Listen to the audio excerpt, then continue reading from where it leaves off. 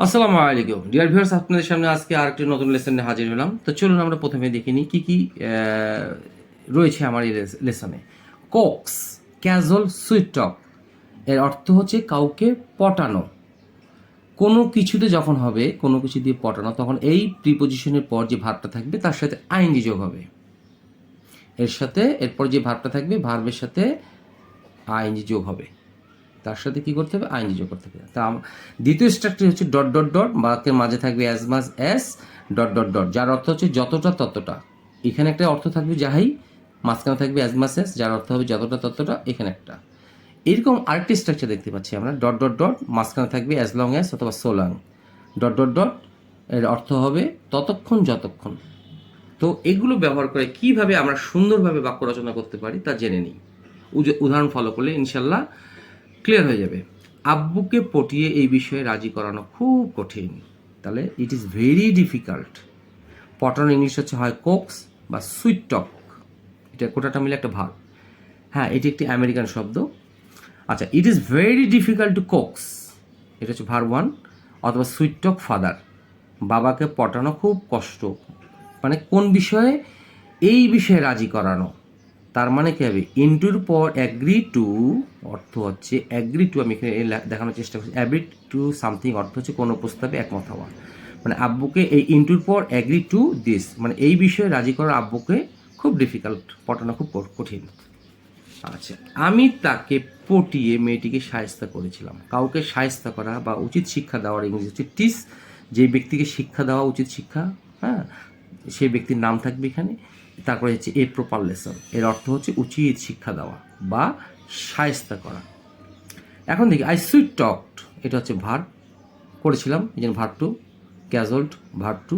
তাহলে I sweet talk বা cajoled হিম, তাকে কি করেছিলাম? পটিয়ে করেছিলাম। তাকে পটিয়েছিলাম কী করার জন্য? তাকে শায়েস্তা করার জন্য। কাকে? এই ব্যক্তিকে। তাহলে into teaching the girl a proper lesson, আমি তাকে পটিয়ে মেয়েটিকে শায়েস্তা করেছিলাম। একটু জটিল হবে, কিন্তু করতে করতে আপনাদের এটা বিষয়টা ঠিক হয়ে যাবে।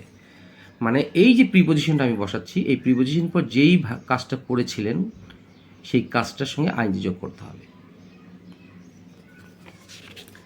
3 নম্বরটা হচ্ছে তুমি পার্টিতে যতটা পারো ততটা। এই যে আমি আবার স্ট্রাকচার চলে আসি, যার অর্থ হচ্ছে অ্যাজ মাস অ্যাজ।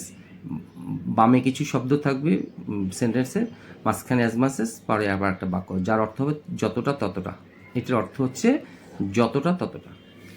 আচ্ছা, তাহলে এখন আমরা 4 নম্বর এক্সাম্পলটা দেখতে চাচ্ছি। আমি যতটা 3 নম্বর, তুমি পার্টিতে যতটা পারো ততটা খেতে পারো। তার মানে তুমি ততটা খেতে পারো যতটা তুমি চাও। তার মানে ইউ ক্যান হ্যাভ মানে খাওয়া, টেক মানে খাওয়া, অথবা ইট মানে খাওয়া, যে কোনো একটা নিতে পারি। তুমি ততটা খেতে পারো, এই যে যতটা, অ্যাজ ম্যাচ অ্যাজ, ততটা যতটা খেতে পারো, as you can at the party. এরপরে আর ভার্বের দরকার হয় না, এই ক্যানটাই হচ্ছে এরপরে যে ভার্বটা বসবে সেই ভার্বটা এখানে দেওয়াই আছে। মানে তুমি যতটা পারো ততটা খেতে পারো, তার মানে ইউ ক্যান পারো, ইট, হ্যাভ অথবা টেক খেতে পারো যতটা তুমি পারো পার্টিতে। আচ্ছা, আপনি যতটা চান ততটা টাকা ধার নিতে পারেন। তার মানে আপনি টাকা ধার নিতে পারেন ততটা যতটা, এরকম আসবে। হ্যাঁ, ততটা যতটা এর অর্থ এটা।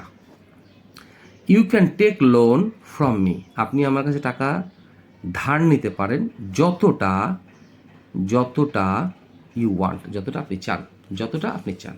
5 নম্বর এক্সাম্পলটি হচ্ছে অ্যাজ লং অ্যাজ অথবা সো লং অ্যাজ, যারা হচ্ছে ততক্ষণ যতক্ষণ। 5 নম্বর এক্সাম্পলটা আমরা দেখে নিই। আমি তোমার সাথে ততক্ষণ আছি, আমি তোমার সাথে ততক্ষণ আছি যতক্ষণ। তাহলে এই অ্যাজ লং অ্যাজ বাক্যের মাঝখানে বসলাম কেমন করে আর দেখি।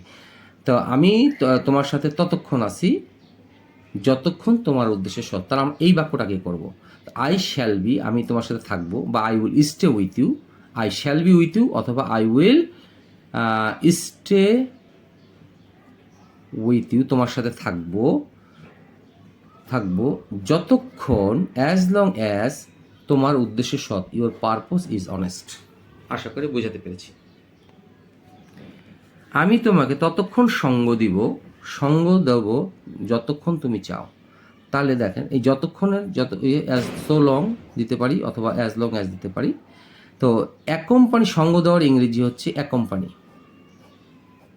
তাহলে আই শ্যাল অ্যাকম্পানি ইউ, আমি তোমাকে সঙ্গ দিব যতক্ষণ ইউ ওয়ান্ট, যতক্ষণ তুমি চাও। তা আশা করি আপনাদেরকে এই লেসনটি উদাহরণের মাধ্যমে যথেষ্ট ভালোভাবে বোঝাতে পেরেছি।